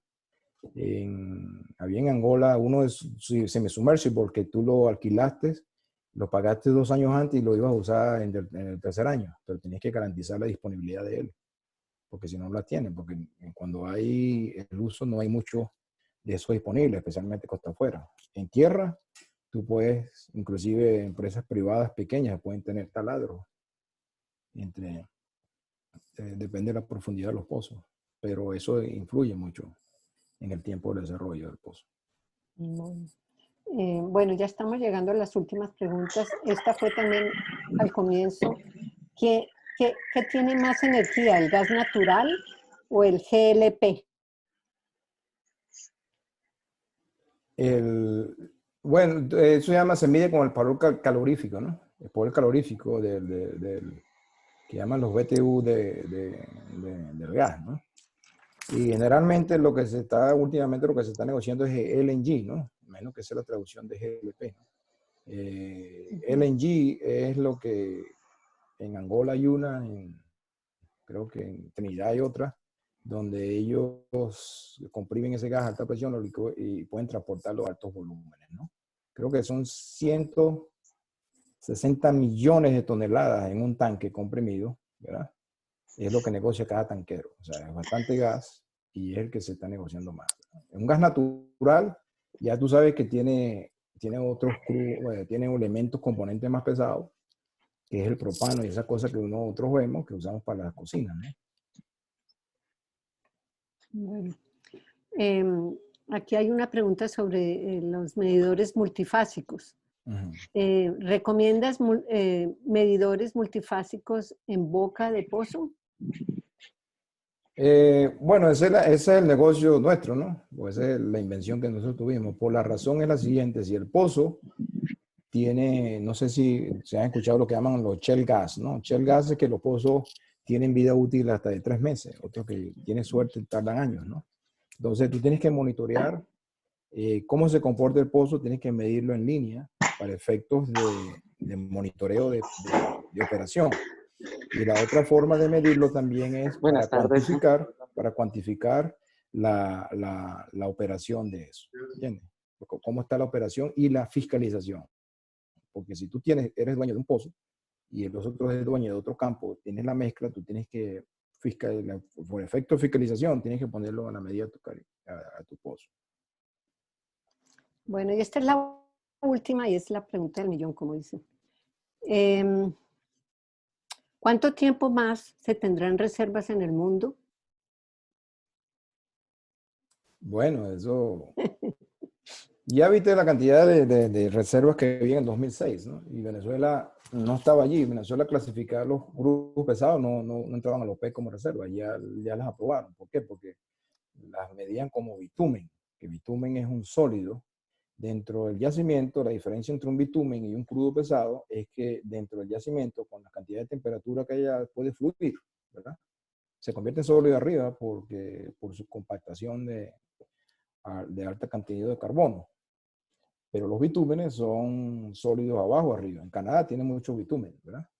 Y en Venezuela tiene mucho. Entonces se convirtió que en Venezuela tiene 100 años de reservas. Eso es lo que he escuchado, ¿no? La transformación. Porque te acuerdas de que Tener la reserva no significa que tú lo puedes extraer, hay un porcentaje de extracción. Desarrollo tecnológico ha permitido de que esas reservas, de ese 40-60% que se quedó atrás, sean posibles extraerlas de nuevo, ¿sí entiendes? O sea, la reserva es el trabajo de la industria, si vemos el ciclo, que es, tenemos que reemplazar reservas. El trabajo del ingeniero petrolero es encontrar y validar y certificar reservas para reemplazarlas, porque la que se extrae ya se perdió, ya se vendió. Hay que ir reemplazando reservas. Y la Tierra Bueno, es una sola que tenemos en este planeta, ¿no? Entonces, ya las áreas, los volúmenes exploratorios están, sí. ya por lo menos antes, 20 años atrás, aguas profundas era un sueño. Ahora hay proyectos que ya lo hacen porque ya han pasado la base de conocimiento, el aprendiendo haciendo, ya ha pasado una escuela de eso. Claro que sí. Bueno, Luis, pues muchísimas gracias por tu tiempo. Muchas gracias a todos los asistentes a este webinar. Por favor, síganos en el LinkedIn, en el Instituto de Energía de las Américas. Estaremos pues atentos a sus preguntas y vamos a compartir esta maravillosa presentación. Muchísimas gracias y que tengan una buena tarde. Hasta luego. Bueno, muchas gracias a todos y esperando verlos de nuevo en el desarrollo de otros seminarios o otros cursos, si es posible, para compartir Así conocimiento. es, estaremos ¿Te acuerdas que programando. la transferencia de conocimiento es 2 vías? Ustedes me enseñan y yo les enseño. Sí, si Dios quiere, pues estaremos conectándonos nuevamente con todos ustedes. Muchas gracias.